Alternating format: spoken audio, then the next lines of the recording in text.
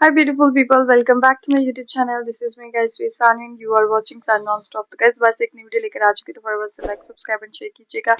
Second channel का link भी description के अंदर है, वहां भी जाइए, लाइक सब्सक्राइब कीजिए। और इंडिया पाकिस्तान के cyber tension, how hacker group fight. अच्छा, ऑपरेशन सिंदूर हुआ, ठीक है। हमारे जो मतलब काफी टाइम से इंडिया पाकिस्तान के साथ ताल्लुकात खराब ही चल रहे हैं। डिफरेंट किस्म की वॉर्स जो है हमें देखने को मिलती है, लेकिन वहां पर जो है हैकर्स भी जो है वो साइबर वॉर करते हैं। तो वो कैसे करते हैं, तो लेट्स स्टार्ट द वीडियो। और सर, सिंस इंडिया पाकिस्तान की बात हो ही रही है तो उनके भी हमने सुना है, ऐसा बहुत सारे हैकर्स से हमने कभी बातचीत करी है कि वो यहाँ के हैकर्स और वहाँ के हैकर्स में साइबर वॉरफेयर चलता रहता है, एक दूसरे की वेबसाइट हैक करके गालियाँ वगैरह लिख देना। तो ये अब भी ऑन गोइंग है, ये इसका लेवल एस्केलेट भी होता है। मेरे पास सोशल मीडिया पे भी और कुछ तो डायरेक्ट मैसेज भी आते हैं पाकिस्तान के सब, मतलब यदि मेरे जितने भी फॉलोअर होंगे उसमें 25-30% तो पाकिस्तान के। अच्छा, वो सीखते हैं आपकी वीडियोस के थ्रू। हाँ, they appreciate and they discuss and they और वो वही भी आता है सर आपसे सीखना है and we would like to join you. Emails भी बहुत सारी आती हैं, हर जगह आती हैं, और मुझे सबकी स्ट्रेंथ वीकनेसेस भी पता है। देखिए, ऐसा नहीं कि आपको पता है दुनिया का सबसे पहला वायरस किसने बनाया था? पाकिस्तान ने। उनका साइबर हमने देखा सर, जैसे मनी हाइस्ट जैसी वेब सीरीज में भी उन्होंने दिखाया एक बैकएंड की टीम बांग्लादेश और पाकिस्तान में बैठी हुई है। तो है उनका साइबर अच्छा है, क्योंकि होता ना कि नेगेटिव हमारे वो सोसाइटी से फ़र्क पड़ता है। आप हमारे यहाँ इंडिया में देखोगे तो लोग बहुत ज़्यादा डिस्ट्रक्टिव नहीं है, कंस्ट्रक्टिव ज़्यादा है। मतलब उनको आपको बर्बाद करने से ज़्यादा खुद को बनाने में ज़्यादा इंटरेस्ट आएगा। तो यार इसको बर्बाद करते थे, क्यों करना है बर्बाद सारे पहले ही हैं, हम तो बर्बाद उठने करेंगे, की दौड़ है की दौड़ है कि यार सर्वाइव तो कर जाएं। वहाँ पर थोड़ा सा ऐसा है कि डिस्ट्रक्शन का भी मजा है।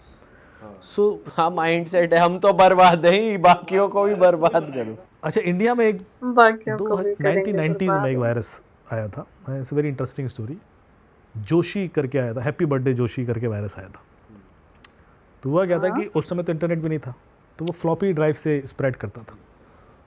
तो 5 जनवरी को अचानक से सिस्टम लॉक हो जाता था और स्क्रीन आ जाती थी, मतलब फ्रीज हो जाती थी, बूट नहीं करता था सिस्टम 5 जनवरी को। और जब तक आप हैप्पी बर्थडे जोशी नहीं लिखोगे आप अंदर घुस नहीं सकते थे। अच्छा, it was very cute virus. 5 जनवरी को उसकी बर्थडे प्रोमिनेंट हर सिस्टम में जाता था। तो अभी अजय देवगन ने एक फिल्म बनाई है उसी कहानी पर, जो यूट्यूब पर है, कि इंडिया का जो पहला एक्चुअली प्रोमिनेंट वायरस इसको ही बोला गया था। उसके पहले तो जो थे वो इतने प्रोमिनेंट नहीं थे, क्योंकि ब्लॉक ही कर देता था ये सिस्टम।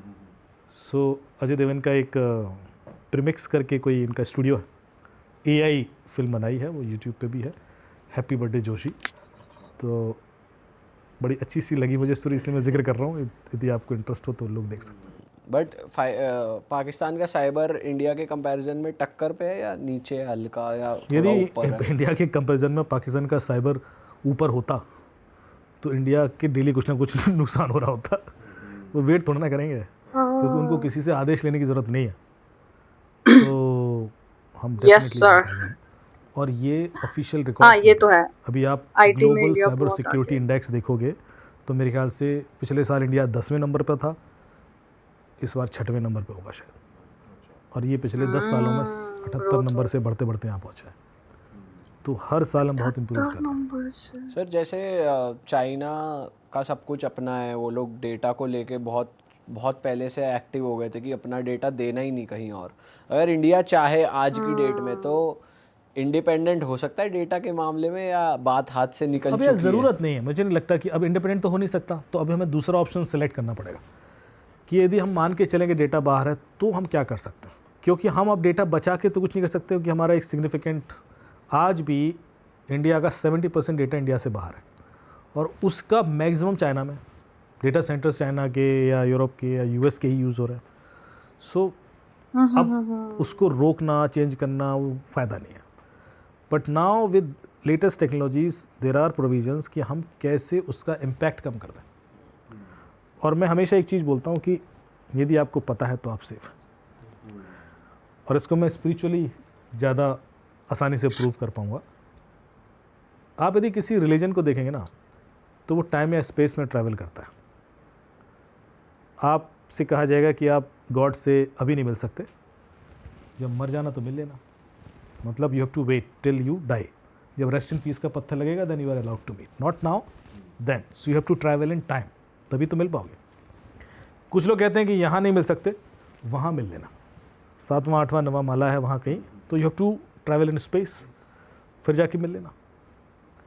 फिर आप पढ़ते हो क्वांटम फिजिक्स, फिर आप पढ़ते हो मांडूक्य उपनिषद, छांदोग्य उपनिषद, वो कहता है कि टाइम और स्पेस तो होता नहीं।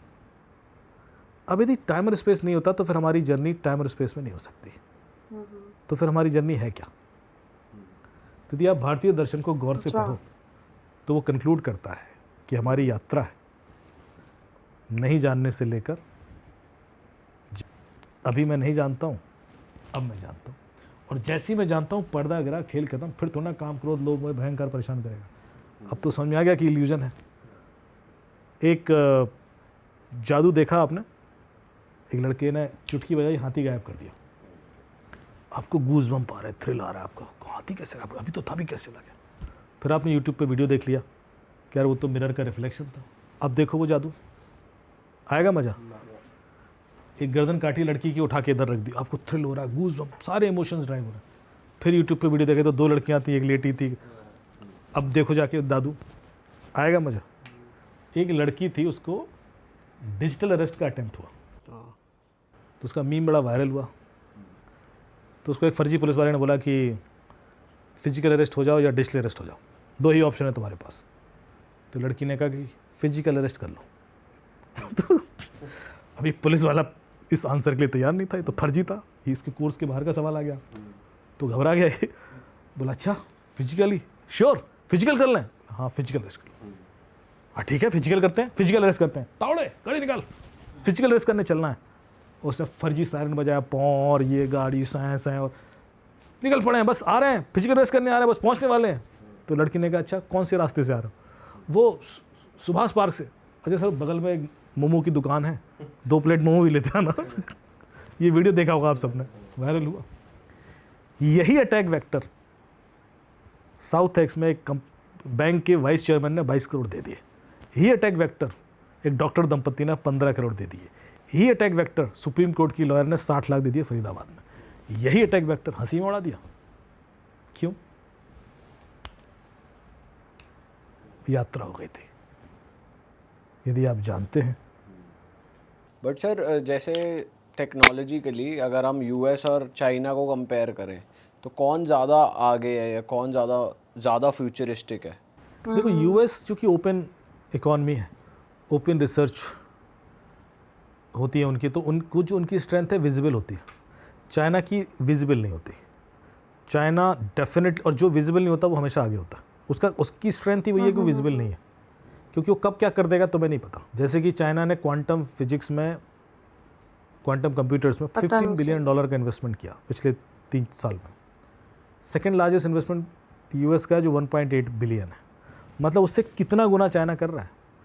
फिर कनाडा है, फिर जापान, फिर इंडिया। इंडिया का ऑलमोस्ट 800K है, क्लोज टू 1 बिलियन जो नेशनल क्वांटम मिशन है।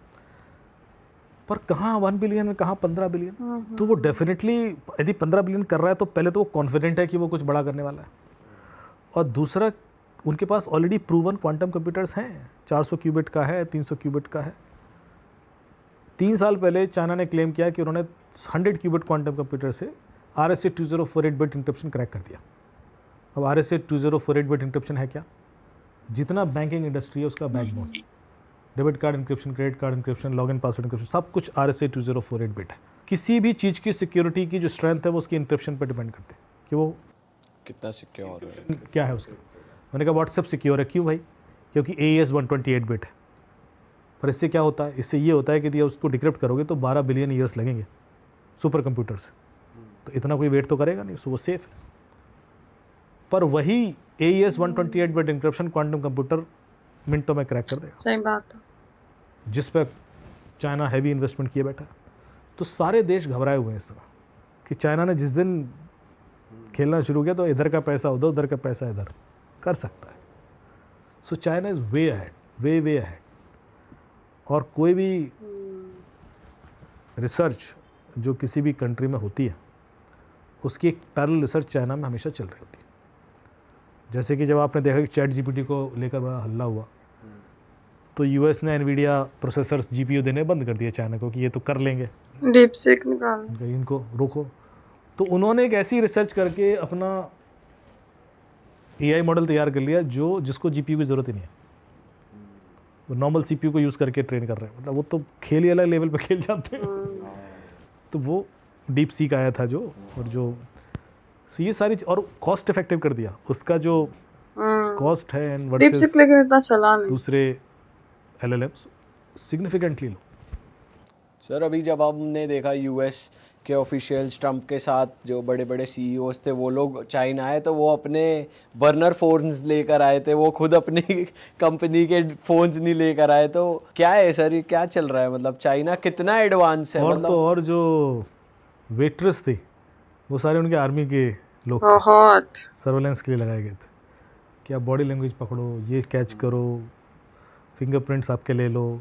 सारे जो बोटल्स थी उस पर फिंगरप्रिंट लिए गए हैं, एक एक चीज़। क्योंकि कल के दिन जब एआई विल बिकम प्रोमिनेंट, ये क्लोनिंग करवा देंगे सबकी और एक्सेस ले लेंगे। आप ही जैसा बंदा जाएगा एक्सेस लेने, वो जो हमने फिल्मों में देखा। ये तो सर अभी भी चलता है, प्रेसिडेंट के लिए कह देते हैं कि तो क्लोन है ये। वैसे आपको लगता है कि होगी ये अब कर पा रहे होंगे कुछ लोग ऐसा? काफी बड़े पब्लिक फिगर्स के लिए बोला जाता है कि ये इनका क्लोन clone है। ये देखो ये हमेशा नहीं, से मुझे नहीं लगता। रूमर्स तोड़ते रही हैं कि ये हाँ, बंदा मे कभी भी हो बूढ़ा नहीं होता तो क्लोन है इसके। है ना, सद्दाम हुसैन के लिए भी था, पुतिन के लिए भी है, सबके लिए हो भी सकते हैं। देखिए कई बार क्या होता है कि क्लोन तो नहीं कह सकते पर बॉडी डबल रखते हैं लोग डिस्गाइज करने के लिए। जैसे कि जब ट्रैवल प्लान होता है तो रैंडम होता है और उन्हीं के जैसा बंदा हर एक कारवां में, जैसे 4 वो निकलेंगे वहाँ से, अब वो किस में है किसी को नहीं पता, पर if you put surveillance and body link तो पता पड़ेगा 4 जगह ये 4 पुतिन जा रहे हैं। तो उस वजह से रिवर फैलती हैं कि यार ऐसे थोड़ा ना हो सकता है। पर वो इसलिए होता है ताकि एडवर्सरीज़ को क्लियर ना हो पाए कि कौन सा कहाँ अटैक करना चाहिए, और कन्फ्यूजन बना रहा है। इससे फ्लाइट में होता है कि किस एक साथ 5 प्लेन उड़ेंगे, वो किस में होगा किसी को नहीं पता होगा। सर जैसे यूएस जैसी बड़ी कंट्रीज ऐसी कुछ, जैसे अभी एलियन फाइल्स कुछ उन्होंने रिलीज़ करी, उसमें फुटेजेस आती है कि ये एलियन का यूएफओ स्पॉट किए गए हैं, फिर एलियंस इन इटसेल्फ स्पॉट किए गए हैं। तो ऐसी फुटेजेस फोटोज़ को भी आप कर सकते हो टेस्ट कि ये एआई जनरेटेड है या फिर ये एक्चुअल है, रियल है। तो आपका इस पर क्या टेक है, वो जो चीज़ें आई हैं वो रियल है? आपने किया इस पे देखिए research? जितने हमने टेस्ट किए वो तो सब एआई इमेजेस ही मिले, कोई हमें अभी रियल मिला नहीं है। अच्छा। और ये ज़रूर होता है कि कई बार मिक्सिंग होती है, तो उसमें क्या होता है कि ओवरऑल कंटेंट में 60% एआई है, 40% एआई है, लेकिन वो शॉट कुछ ऐसे ले लिए जहाँ पर पब्लिक दिख रही है, जहाँ वो नहीं दिख रहा है एलियन, जहाँ एलियन दिख रहा है वो तो एआई है। एक टूल है जिसका नाम है deepware.ai, scanner.deepware.ai। इसमें आप किसी भी वीडियो को स्कैन करके देख सकते हो कि वो एआई है या नहीं है, फ्री है। ऑडियो वीडियो इमेजेस स्कैन करो। और भी बहुत सारे टूल हैं, जैसे सेंटिनल करके है माइक्रोसॉफ्ट का, उसमें भी एनालाइज करके देख सकता हूँ। तो ये तो क्लियर हो जाते हैं आजकल। लेकिन ये भी तय है कि आगे जाके शायद एआई इतना विकसित हो जाए कि फिर हम ना ही डिटेक्ट कर पाए, वो भी टच हो सकता है। अभी कुछ ना कुछ न्यूएंसेस हैं जिसकी वजह से हम कर पाते हैं। सर ऐसे कोई ऐप्स वगैरह हैं मार्केट में, जैसे अगर कोई इंस्टॉल कर ले तो उसका डेटा थोड़ा सिक्योर रहेगा, कोई चीज़ें बाहर लीक नहीं हो सकती, ऐसे कुछ ऐप्स हैं आप करते हो रिकमेंड? मैं एक ऐप तो रिकमेंड करता हूँ, जैसे मूवी आर्मर जो ऐप है। मूवी आर्मर से आप कम से कम प्रोएक्टिवली स्कैन कर सकते हो कोई भी चीज़। जैसे आपको कोई क्यूआर कोड स्कैन करना है तो आप चेक करके देख लो कि वो कहीं कुछ इंस्टॉल तो नहीं कर रहा है, कुछ लीक तो नहीं कर रहा है आपके डिवाइस से, कुछ पैसे वैसे तो नहीं निकाल रहा। क्योंकि क्यूआर कोड हम बहुत जगह इस्तेमाल करते हैं, विजिटिंग कार्ड से लेकर वाईफाई से लेकर होटल के मेनू कार्ड, शादी का कार्ड, बर्थडे कार्ड, सब क्यूआर कोड है। एक गलती, एक जर्नलिस्ट मेरे से बोला कि आप हज़ारों लोग एक साथ हैक कर सकते हो। मैंने कहा हाँ कर लेंगे। उसको एक जगह लेके गया मैं, एक क्यूआर कोड का प्रिंट आउट निकाले 4, 2 इधर लगाए 2 इधर लगाए, एक इवेंट में फ्री वाईफाई लिख दिया ऊपर। जैसे ही सेशन ख़त्म हुआ मेरा तो 6 लोगों ने इंस्टॉल कर लिया था। तो सोचो यदि मैं यही 4 प्रिंट आउट कुंभ में लगा दूँ क्या होगा। फ्री वाईफाई बहुत लोग यूज़ करते हैं। और एक बार मेरी एप्लीकेशन उनके फ़ोन में गई जो wedding.ap की जैसा खेल हो जाएगा तो सारा अकाउंट में से पैसा निकलेगा। तो इट इज़ दैट ईजी। जैसे आप इतने केसेस सॉल्व करते आए हो, अभी पिछले कुछ महीनों में केस आया था बाहर एप्स्टीन आइलैंड वाला, तो इंडिया में ऑप्शनिस्ट इस स्कैम तरह के खतरनाक केसेस हुए हैं ये आपको सुनने को मिले? इंडिया में अभी लगातार चाइल्ड पोर्नोग्राफिक गैंग पकड़े गए। एक तो एमपी के अंदर एक को सज़ा हुई है काफ़ी बड़ी, जो मेरे ख्याल से 10-12 साल से केस चल रहा था, अभी सज़ा हुई उसको। उसके पास 2.5 लाख वीडियोस मिले थे बच्चों के। अभी 2 हफ्ते पहले एक बंदा पकड़ा गया है जिसके पास 2 लाख वीडियोस मिले और उसने कहा कि मैंने 2.5-3 करोड़ कमाए माय उन गॉड, वीडियोस को बेच के। इसीलिए डार्क वेब पर 70% कंटेंट बच्चों चाइल्ड के पोर्नोग्राफिक साथ कंटेंट है। और मैंने शायद पिछली बार आपको बताया था कि उसमें 12 से 13% कंटेंट इंडिया से जाता है। तो फिर पाकिस्तान होता से ही बहुत है। ज्यादा, पाकिस्तान में बच्चों के सवाल साथ एक, यहाँ बहुत पर आइडेंटिफाइड नहीं होते या विक्टिम ऐसे हैं जिनकी कंप्लेन ही नहीं होती, तो इसलिए बात दबी रहती है। और कोई ना कोई तो है जो सफ़र कर रहा है, वरना ये कंटेंट कहाँ से जा रहा है। और ये मोस्टली डार्क वेब या फिर फॉरेन वेबसाइट्स को ही सेल कर रहे हैं। और एनिमल अब्यूज भी मेरे ख्याल से बहुत। एनिमल अब्यूज़ है। अभी ऐसे ऐसे वीडियोस देखे हैं मुझे तो जानवरों को लेके भी, कि तो क्या वीडियोस? जला देना जिंदा, फिर उसका वीडियो बना देना, फेंक देना ऊपर से, फिर तड़पते हुए वीडियो बनाना, उसका काटना, एक एक चॉप करना, एक एक उसको। ये इंडिया में ही हो रहा है। ये वीडियोस हैं सारे। और अब इंडिया से हो रहे हैं, लेकिन such kind of content is there on dark web. Sir okay guys, ये थी सारी वीडियो। और अगर साइबर की बात की जाए तो यहाँ वाकई आईटी में इंडिया वाले आगे हैं, तो साइबर में भी ऑब्वियसली वो आगे होंगे। हाँ, मुझे आज फर्स्ट टाइम पता चला कि पहला वायरस जो था वो पाकिस्तान से बना। मतलब लाइक सीरियसली यार। तो ये है कि आईटी उनकी आगे है, साइबर उनके जितने भी ये लोग जो ऑनलाइन बैठ के क्लासेस देते हैं, या उनके जो हैकर्स हैं, वीडियो एडिटर हैं, मैं तो बहुत कुछ उनसे सीखती हूँ। और मुझे ज़्यादा उनसे सीखने को अच्छे से मिलता है, बिकॉज वो बहुत अच्छे से सिखा देते हैं। पाकिस्तान में उस हिसाब से ऑनलाइन टीचर्स आपको अच्छा सिखाते भी नहीं, यूट्यूबर्स भी आपको उस हिसाब से गाइड नहीं करते। तो मैंने एडिटिंग सीखी तो वो इंडियन वीडियोस को देख देख के, और मैंने कंटेंट राइटिंग का काम करती थी, तो वो भी मैंने एक इंडियन टीचर थे उनका देख देख के सारा कुछ उनसे सीखा यूट्यूब पे। तो उनके पास ज़्यादा नॉलेज है इन चीज़ों का। ठीक है, मतलब जिस जहाँ पे तारीफ जिसकी बनती है उसकी करो। तो गाइज, आप लोगों को कैसा लगा आज की वीडियो ज़रूर बताइएगा। लाइक, सब्सक्राइब एंड शेयर कीजिए। चलिए गाइस, मिलते हैं आपको नेक्स्ट वीडियो के अंदर। बाय।